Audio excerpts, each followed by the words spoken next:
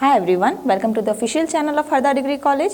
My name is Oshin Pancholi. I am here assistant professor and today I am here to explain you about the grammar syllabus of third year classes. Okay, so सबसे पहले मैं आपको वो topics बताऊंगी जो कि इस syllabus में है, मतलब इसका जो कंटेंट है मैं वो बताऊंगी। यहाँ पे आप स्टार्टिंग में देखिए ग्रामर में मोस्टली जो क्वेश्चंस आते हैं वो किस तरह से आते हैं, मतलब किस पार्ट में से आते हैं, किस टॉपिक्स को वो कवर करते हुए आते हैं, वो सब कुछ है। तो देखिए डायरेक्ट इनडायरेक्ट स्पीच में से आ सकते हैं, एक्टिव पैसिव में से आ सकते हैं, और कुछ क्वेश्चंस ऐसे रहते हैं जिसमें कि जो दो वर्ड आपको अलग अलग दिए हुए हैं, कुछ स्पेलिंग्स दी हुई रहती हैं और उसके कुछ अलग मीनिंग रहते हैं। ऑल्दो उनका प्रोनाउंसिएशन सेम रहते हैं, उनके इनिशियल सेम रहते हैं, पर उनका जो मीनिंग रहता है, उनका जो यूसेज रहता है वो डिफरेंट रहता है। ओके, सो कुछ इस तरह के आते हैं, यही similar words with different meanings. Article, preposition and verb forms. Verb forms आ जाएंगे, फॉर एग्जाम्पल अगर प्रेजेंट का कोई वर्ब आ जाएगा तो वो आपको कन्वर्ट करके बताना रहेगा कि उस सेंटेंस में किस तरह का फॉर्म वहाँ पे अप्रोप्रिएट मतलब सूट हो रहा है, उस सेंटेंस के लिए कौन सा वर्ब फॉर्म वहाँ पे सूट हो रहा है। Okay, then preposition and articles. Articles के लिए भी मैं कुछ आपको बताऊंगी, जो एक छोटी सी एक ट्रिक रहेगी, डेफिनेटली उसको यूज़ करके आप आसानी से कर सकेंगे। Then for the writing composition, writing skills, सबसे फर्स्ट रिपोर्ट राइटिंग। इन सब के भी मैं आपको जो जिस तरह से हम ड्राफ्ट बनाते हैं, इन सबको किस तरह से लिखते हैं, उन सबका एक ड्राफ्ट मैं आपको बता दूंगी।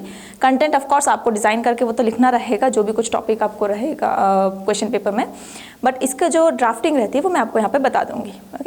ओके, सो यहाँ पे मैंने कुछ क्वेश्चंस लिखे हैं, मतलब ये कुछ प्रीवियस ईयर क्वेश्चंस हैं जो आप लोगों को आ चुके हैं, मतलब आपके सीनियर बैचेस को। तो यहाँ पर जो क्वेश्चन है मैंने सॉल्व करते हैं। सबसे first question, they made her blank captain.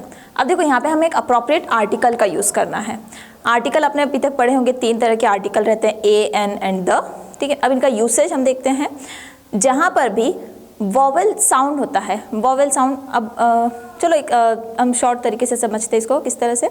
Hindi में आपने पढ़े होंगे अनाराम, ठीक, अ से लेकर अह तक के जो रहते हैं वो रहते हैं स्वर। ओके, और क से लेकर ज्ञ तक के व्यंजन।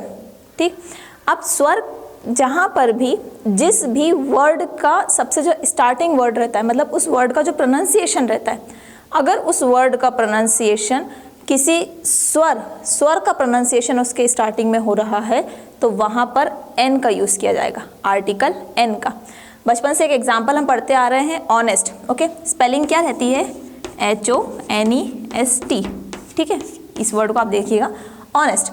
स्पेलिंग क्या है, एच से स्टार्ट हुई है, पर प्रोनाउंसिएशन हम क्या कर रहे हैं, ऑनेस्ट, ओ, अ से अह तक के बीच में आ रहा है, मतलब ये एक स्वर का प्रोनाउंसिएशन यहाँ पर हो रहा है। स्वर का प्रोनाउंसिएशन ध्यान रखिएगा, स्टार्टिंग वर्ड स्वर नहीं, ठीक है, प्रोनाउंसिएशन क्या होना चाहिए वो मैं बता रही हूँ।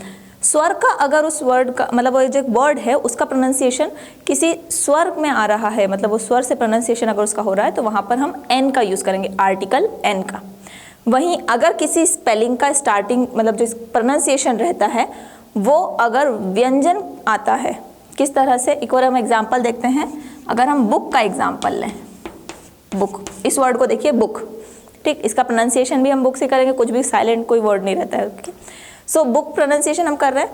अब यहाँ पर क्या हो रहा है, प्रोनाउंसिएशन स्टार्टिंग कहाँ से हो रही है, व्यंजन से स्टार्टिंग हो रही है। ठीक है, एक कॉन्सोनेंट साउंड हो रहा है ये, तो यहाँ पर आर्टिकल ए का यूज़ किया जाएगा। ठीक, अब आप ए और एन का यूसेज तो समझ गए। अब हम थर्ड आर्टिकल पे आते हैं जो कि है द का यूज़ कहाँ पर करते हैं, किसी भी स्पेसिफिक, मतलब किसी अगर आप चीज़ के बारे में पर्टिकुलरली अगर आप उस चीज़ के बारे में बात कर रहे हैं, द बुक मतलब सिर्फ उसी बुक के बारे में आप बात कर रहे हैं, पूरी बुक्स के बारे में नहीं, द बुक। ठीक, क्लास में काफ़ी सारे स्टूडेंट्स हैं, अब उन स्टूडेंट्स में से किसी एक स्टूडेंट को आप पॉइंट आउट अगर कर रहे हैं तो द स्टूडेंट। ठीक, यहाँ पे हमने आर्टिकल में ए स्टूडेंट नहीं लगाया है, मतलब अ स्टूडेंट ऐसा नहीं बोला हमने, वहाँ पे हमने क्या आर्टिकल बोला है, द स्टूडेंट, मतलब स्पेसिफिक वही स्टूडेंट। ठीक, तो जो चीज़ें यूनिक होती हैं, मतलब किसी यूनिक जगह का नाम, किसी यूनिक पर्सन का नाम, ठीक, द, या किसी माउंटेन का नाम, जैसे कि द माउंट एवरेस्ट, ठीक है, किसी स्पेशल पोजीशन का नाम, तो ये सब जो रहते हैं मतलब कोई यूनिक चीज़, कोई स्पेसिफिक चीज़ के बारे में अगर आप बोलेंगे तो वहाँ पर आप आर्टिकल द का यूज़ करते हैं। ठीक, अभी तक हमने 3 आर्टिकल्स का यूसेज का देखा है, जहाँ पर भी वॉवेल साउंड मतलब अगर स्वर का साउंड रहता है वहाँ पर आर्टिकल एन का यूज़ करते हैं। जहाँ पर कॉन्सोनेंट साउंड मतलब अगर व्यंजन साउंड रहता है, व्यंजन साउंड प्रोनाउंसिएशन मतलब जो वर्ड का हो रहा है वो अगर व्यंजन के रूप में हो रहा है तो वहाँ पर हम आर्टिकल ए का यूज़ करते हैं। और अगर किसी स्पेसिफिक चीज़, किसी पर्टिकुलर चीज़ मतलब उसको आप पॉइंट आउट करके अगर आप कह रहे हैं तो आर्टिकल द का यूज़ रहेगा। ठीक है, ये शॉर्ट आप समझ सकते हैं। अब हम आगे का देखते हैं।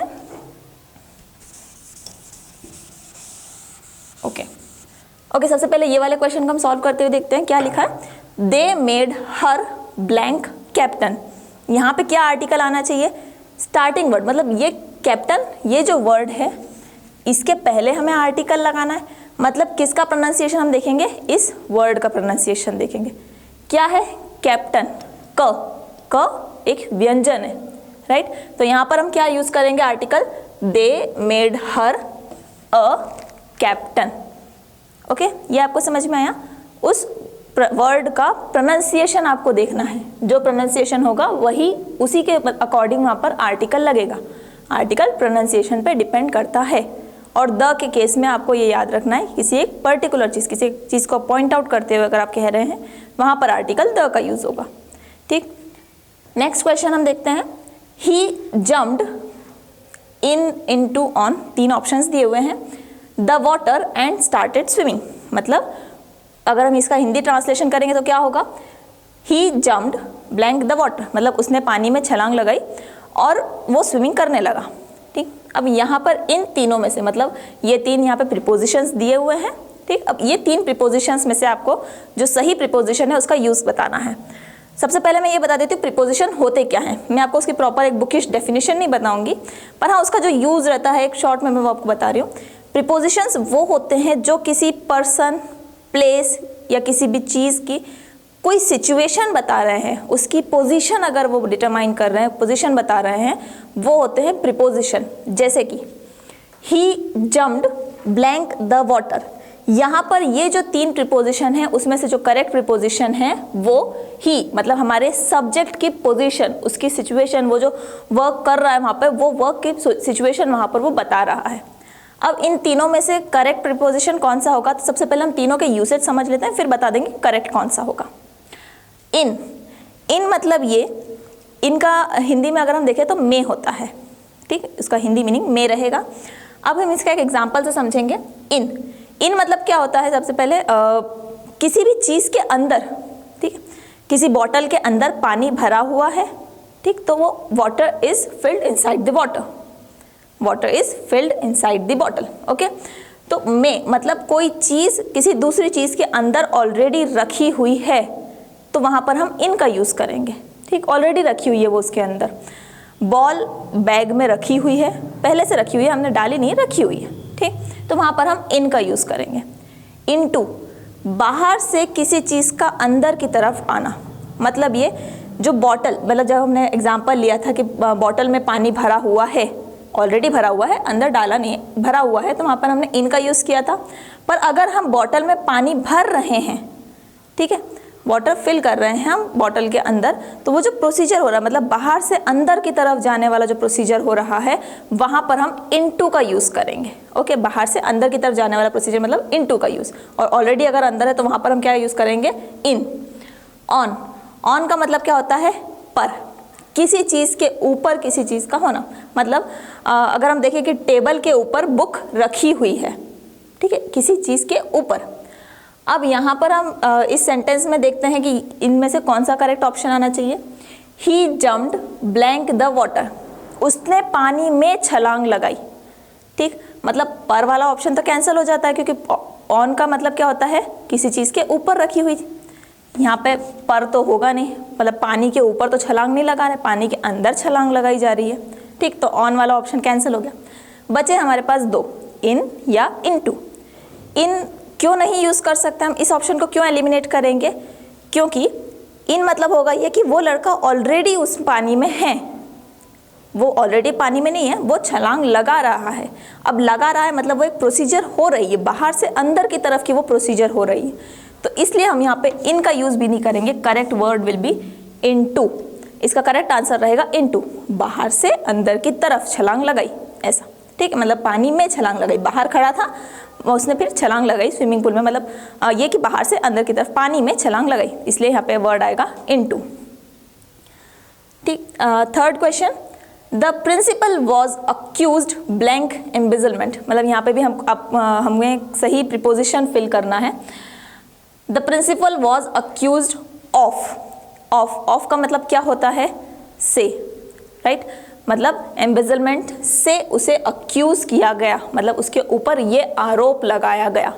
ओके, सो यहाँ पे करेक्ट प्रीपोजिशन क्या आएगा, इनटू। आपको प्रीपोजिशंस के कुछ हिंदी मीनिंग जो रहते हैं वो आपको ध्यान में रखने होंगे, और ठीक उसी को आप जब जो भी ऑप्शंस आते हैं उसको ऑप्शंस को वहाँ पे उसके हिंदी मीनिंग सबसे पहले तो डिटरमाइन करिए, और वहाँ पर फिर आप उसको सूट करके देखिए कि उस ऑप्शन में, उस क्वेश्चन में क्या करेक्टली सूट हो रहा है, वहाँ पर क्या आना चाहिए। Okay, the fourth one, he said to me I am hungry. इसका अब आपको डायरेक्ट नरेशन मतलब डायरेक्ट स्पीच इसकी बनानी है। क्वेश्चन क्या है, he said to me I am hungry. देखो स्पीचेस में क्या होता है, ये दो पर्सन मतलब फर्स्ट पर्सन सेकंड पर्सन से अगर डायरेक्ट बात कर रहा है तो वो हो जाएगा डायरेक्ट स्पीच, ठीक। अब अगर फर्स्ट पर्सन थर्ड पर्सन को एलिमिनेट करते हुए डायरेक्ट अगर थर्ड पर्सन से बात कर रहा है, मतलब अगर कॉन्टैक्ट हो रहा है सिर्फ फर्स्ट और सेकंड पर्सन का, थर्ड पर्सन की मतलब इन दोनों के बीच का जो कन्वर्सेशन हुआ है वो फर्स्ट पर्सन अब थर्ड पर्सन को जब बता रहे हैं तो वो हो जाएगा एक तरह से इनडायरेक्ट स्पीच, मतलब ये हो जाएगा इनडायरेक्ट नरेशन। ओके, सो ये होता है शॉर्ट में कि हाँ इनडायरेक्ट और डायरेक्ट नरेशन ये होते हैं जब दो पर्सन आपस में बात कर रहे हो तो हो जाएगा डायरेक्ट नरेशन। बट अगर फर्स्ट पर्सन थर्ड पर्सन से बात कर रहा है, सेकंड पर्सन अगर थर्ड पर्सन से बात कर रहा है, वो अपोजिट मतलब जो पहले दोनों में कन्वर्सेशन हुआ था उसके बारे में अगर वो थर्ड पर्सन को बता रहे हैं तो वो हो जाएगा इनडायरेक्ट स्पीच। ओके, अब इसका आंसर क्या हो जाएगा, he said to me I am hungry. इसका indirect narration, he told to me that he was hungry, ठीक। इनडायरेक्ट स्पीच यहाँ पे जो रहेगी वो पास्ट टेंस में यूज की जाएगी। ओके, पास्ट में किस तरह से हम यहाँ पे बोल रहे हैं, he told to me that he was hungry.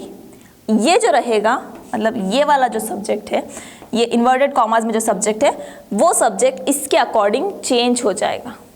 Okay, तो ये आप इनडायरेक्ट स्पीचेस में ये कर सकते हैं। Next question is, Raj had completed the task. Passive voice में चेंज करना है।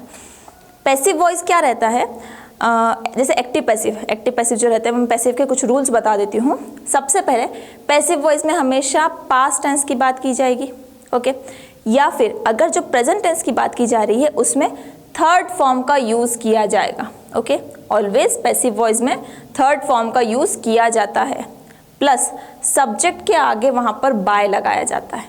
ओके, कोई एक्टिव सेंटेंस का क्वेश्चन है, मतलब एक्टिव वॉइस का अगर कोई क्वेश्चन है और अगर उसमें ऑब्जेक्ट नहीं है तो उसका एक्टिव टू पैसिव कन्वर्जन नहीं हो सकता है। पैसिव वॉइस के लिए एक्टिव वॉइस के उस सेंटेंस में, उस क्वेश्चन में ऑब्जेक्ट का होना बहुत ज़्यादा ज़रूरी होता है, ठीक, क्योंकि जो एक्टिव वॉइस का ऑब्जेक्ट रहता है वही पैसिव वॉइस का सब्जेक्ट होता है। ठीक, ये हमने उसके कुछ रूल समझ लिए। अब इसका हम अगर कन्वर्जन देखेंगे तो कन्वर्जन कैसे होगा, सबसे पहले आप इस सेंटेंस में देखिए कि इसमें ऑब्जेक्ट है या नहीं, क्योंकि वही चीज़ डिटरमाइन करेगी कि ये इसका कन्वर्जन पैसिव वॉइस में हो सकता है या नहीं हो सकता। राज हैड कंप्लीटेड द टास्क। राज ये सब्जेक्ट हो गया, helping verb and the object. Verb हमें बताएगी कि हमारे पास ये ऑब्जेक्ट है, उसने क्या कंप्लीट किया, उसने टास्क कंप्लीट किया। सो ये जो रहेगा ये ऑब्जेक्ट हो जाएगा, this will be verb, this will be helping verb and this is subject. Okay, अब जब आपने मतलब जो क्वेश्चन आता है ना उसे आप पहले इसी तरह से कैटेगरी में डिवाइड कर लीजिए, मतलब इसी तरह से आप डिवाइड कर लीजिए कि क्या चीज़ हमारे पास सब्जेक्ट है, क्या हेल्पिंग वर्ब है, क्या वर्ब है, क्या ऑब्जेक्ट है। जब आप ऐसे अलग अलग इसको कैटेगराइज कर लेंगे तो फिर कन्वर्जन जो रहेगा वो काफ़ी ईजी हो जाता है। किस तरह से, हमें ये पता है कि जो एक्टिव वॉइस में जो ऑब्जेक्ट रहता है वो पैसिव वॉइस का सब्जेक्ट बन जाएगा। ठीक, किस तरह से, मतलब ये जो पैसिव वॉइस के लिए हमने क्या समझा है, पैसिव वॉइस में भी थर्ड फॉर्म लगता है वर्ब का, उसके बाद सब्जेक्ट से पहले मतलब एक्टिव वॉइस का जो सब्जेक्ट रहता है वो पैसिव वॉइस का ऑब्जेक्ट बन जाएगा, और एक्टिव वॉइस का जो सब्जेक्ट है उसके आगे बाय लगा देंगे, वो प्रॉपर पैसिव वॉइस का ऑब्जेक्ट रहेगा। ओके, और ये जो एक्टिव वॉइस का ऑब्जेक्ट है वही पैसिव वॉइस का सब्जेक्ट बन जाएगा। So what will be the answer, the task had been completed by Raj. Okay, answer ये रहेगा the task had been completed by Raj. ठीक है।